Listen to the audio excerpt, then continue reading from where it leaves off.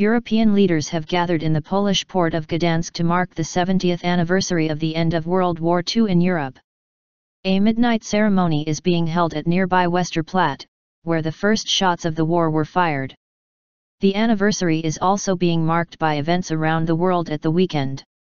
However, Saturday's military parade in Moscow is being boycotted by most Western countries over Russia's alleged involvement in the Ukraine crisis.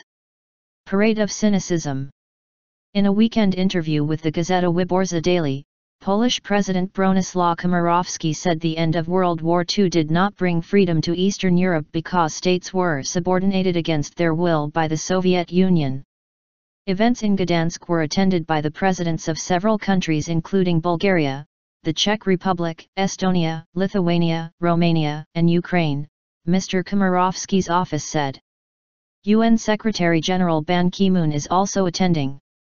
Speaking in Gdansk, Ukrainian President Petro Poroshenko was quoted by the AFP news agency as saying that crimes are committed today in the 21st century amid the aggression against my country Ukraine, despite the cruelest lessons of the past.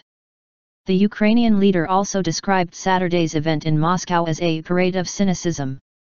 Relations between Russia and the West have been soured by Russia's annexation of Ukraine's southern Crimea Peninsula last year and support for rebels in Ukraine's eastern Donetsk and Luhansk regions. Russia denies the claim that it is arming the rebels and sending its regular troops across the border. In other events on Friday to mark the end of World War II in Europe, Germany's parliament will meet in special session.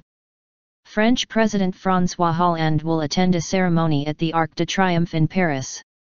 In London, a remembrance service will be held at the Cenotaph and beacons will later be lit across the country. In the U.S., a ceremony will be held at the National World War II Memorial in Washington followed by a flypast of vintage fighter planes.